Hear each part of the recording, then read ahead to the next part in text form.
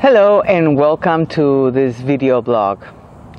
I will share another part of this story, Not All That Shines is Gold.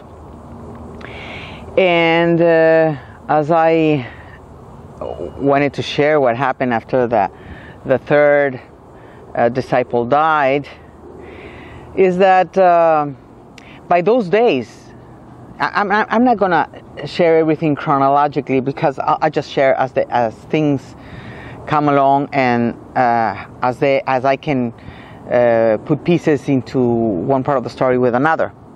So by the time that this guy died, I was in my last days of being part of the group. I was actually outside because he didn't want me to go to the practice anymore, and he used to come to visit me at my place.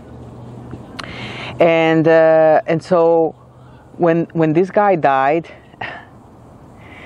I didn't know. I didn't find out until after he came to see me. The dead guy came to see me at night while I was sleeping, and he tried to wake me up. It was the first experience I had with somebody that had died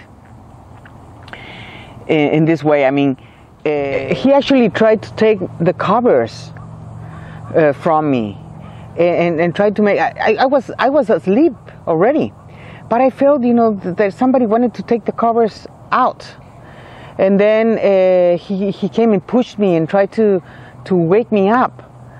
I just screamed and saying, "Hey, leave me alone, let me sleep." So he went away. But next day, he appeared. He found out how to connect with me, and he appeared through my dreams. I have the moon in the 9th house, so I guess that's why I'm able to find a lot of things through dreams.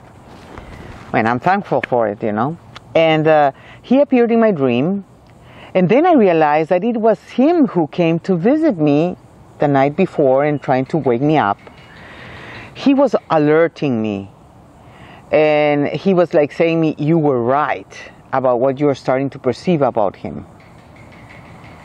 And so I said, "Oh my God, it's like, could this be possible? I mean, the energy of this dead guy comes to visit me and is telling me to be careful with this guy. Wow, that's interesting." And actually, I started to realize more of who he was through dreams. As a matter of fact, I started dreaming the order in which some of the disciples were going to leave the group. And I told him, and he said, "Oh no, that's not going to happen." And it started happening. So I started really to pay close attention to the dreams. And, there was one time, that's how powerful he was. He knew how to manage a certain level of energy. There was a time when I dreamt with him for 15 consecutive days. And we were doing some sort of energy work with a group in Korea.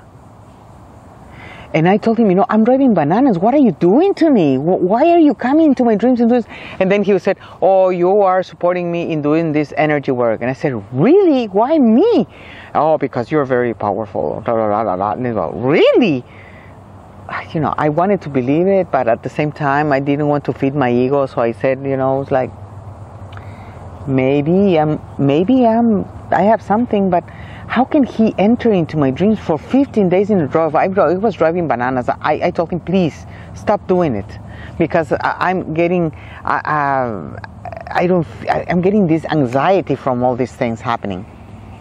So there was a lot of things going on, and when he separated me from the group, that's when I started to discover more of who he was, because I was starting to see things from a different perspective.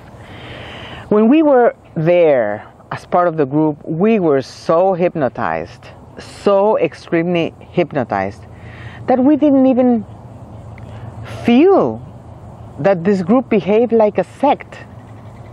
We just felt, we were spiritual students with this master who was teaching us through medicine, through martial arts, through the teachings. And he had some really good stuff. But again, the problem with the stuff was not per se the good teachings, but all the dark things behind, all the behaviors of darkness behind his real intention. And one of those things was like, he didn't charge us for treating us medically or treating our families. And that made us feel a stronger commitment to him, to the point that I remember clearly that I went to teach a workshop in another city in my country, and all the proceeds from that workshop, I gave it to him. Well, that's how it works. I mean, we felt so grateful that we wanted to pay. And every time we found out that he was going through a difficult situation, we would do anything to find ways to get money to help him. That's what we did. We didn't know what he needed the money for. We never asked. We just, I'll tell you how that thing happened. And we will just try to find ways to get the money that he needed. Poor teacher, poor master. I mean, he's going through economic difficulties. He's so generous with us. Oh my God, how generous he's with us. So we have to find ways. And that's a way to manipulate, by the way. Unless things are very clear and on the table, this could be a great way to catch somebody's attention. Okay, I'll share more about this story at next video blog. Thanks for being part of the story. And again, I'm sharing this because in this time of wakefulness, of becoming more awake or interested in discovering more about who we are, it is easy to fall on somebody's hands that we can believe they are more evolved. But even if we fall into more evolved hands, we don't give our power away. We need to look for it, nurture it, and discover the power within. The knowledge, the wisdom is within. Everything outside of us are just tools to help us wake up the inner world. And if you fall into these traps, remember to learn your lesson. If you have any questions or comments, please use the space on the link on the description area that takes you directly to the blog, and you can participate and subscribe to receive further notice of the next upload of this story. Thank you, and until then.